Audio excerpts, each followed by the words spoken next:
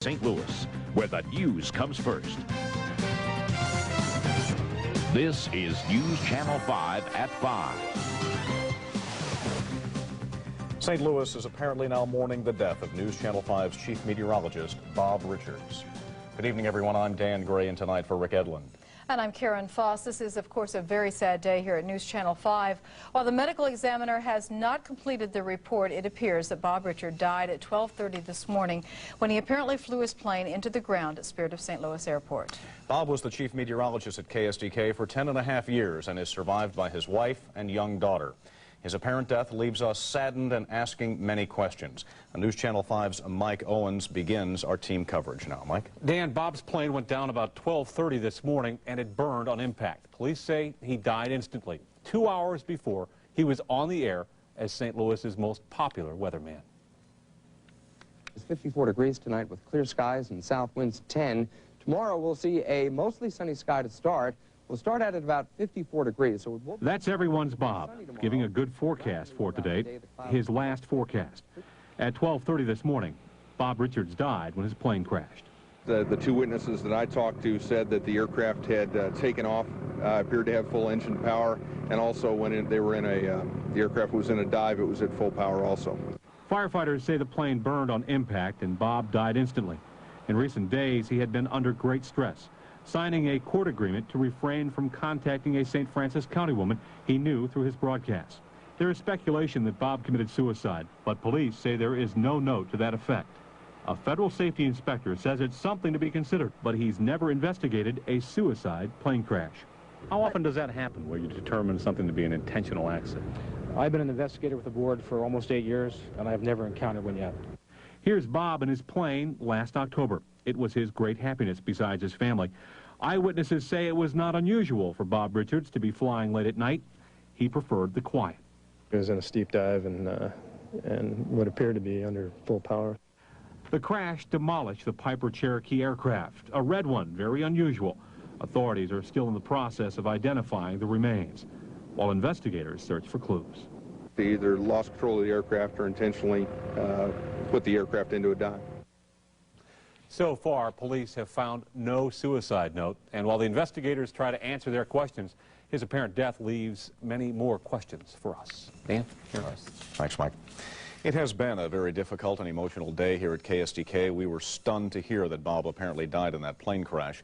General Manager John Kennecke says he was in daily discussions with Bob about his recent personal problems. Those discussions did not include possible suspensions or termination.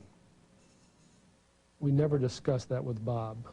In our meetings with Bob, we were always supportive of his interest in continuing to do his weather at 5, 6, and 10. He was very insistent. In fact, he felt it was good therapy for him to get back to work, to get his mind off of his personal problems, and to throw himself back into his weather role.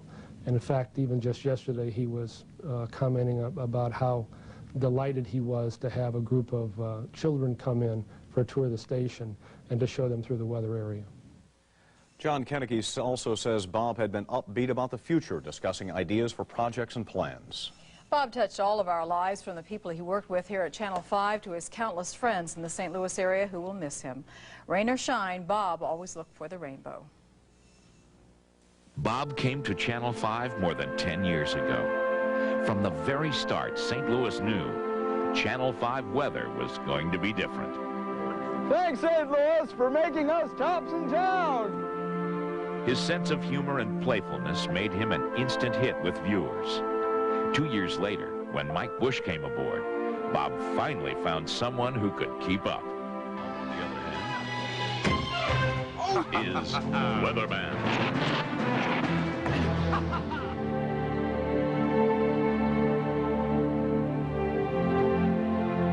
Bob had several passions: flying, ham radio, the accordion he played with anyone who could stand it. But his first love was the weather, and he made it look easy. Ground for warming up, so readings to our north, like in Quincy, we're up to 48 degrees as of 5 o'clock because they have about 3 to 4 inches of snow on them. During last summer's terrible floods, St. Louis turned to Bob, and Bob was there, not only with dependable forecasts, but with his heart.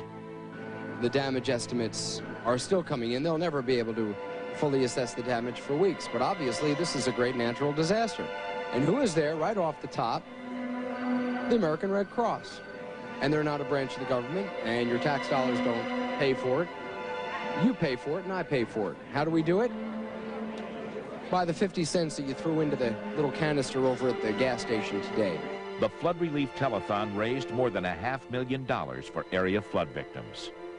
But closest to his heart were his kids, area kids who suffered from muscular dystrophy. Over the years, Bob helped raise millions of dollars for Jerry's kids. They, and we, will miss him. Bob's family included his wife Kathy, his daughter Tricia, his parents, and a brother and sister. We here at News Channel 5 also have fond memories of Bob Richards, stories that date back for years. I think I'll remember a lot of things. The goofy ties he would wear with the Tasmanian devil on them. He almost always wore his tennis shoes with a suit. He loved his ham radios. He loved flying his plane. And Bob was a guy who really had a passion for the things he loved in life. When his radio station license arrived in St. Louis, he announced on the 10 o'clock news that he was now licensed and that when he goes home, he's going to be on a certain frequency.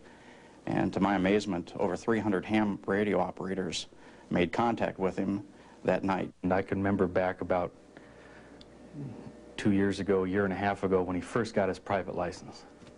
And he asked me to be his first passenger. And that's really an honor to be considered. It's kind of a brotherhood of aviators, if you will, and to be asked to be his first passenger was certainly something that I was honored to do. One night after the 6 o'clock newscast, Bob came from the weather center to the sports office, and he said, we should go over to the hospital. There's a little girl who has muscular dystrophy who was going in for an operation, and her mom would like us to just come and cheer her up. She was going in the next day. And so we went over to the hospital, and we were only there, 20, 30 minutes. And she had the operation the next day, and she pulled through. And the mom called me up, and I probably called Bob up and said that she thought we were the reason that she had the strength to pull through. The news is touching everyone here at Channel 5 very deeply today. We have had to deal with today's events as both a news story and a personal trial. And we've tried to follow policies we set for every story, including notifying family members before broadcasting a victim's name. And we have received numerous calls asking about tributes, and as we wait for official notification, please know we will pass that information along when it is available. And in the meantime, we extend our heartfelt thanks to you, our viewers, for your many expressions of sympathy and best wishes. We will be back with more news in a moment. Okay.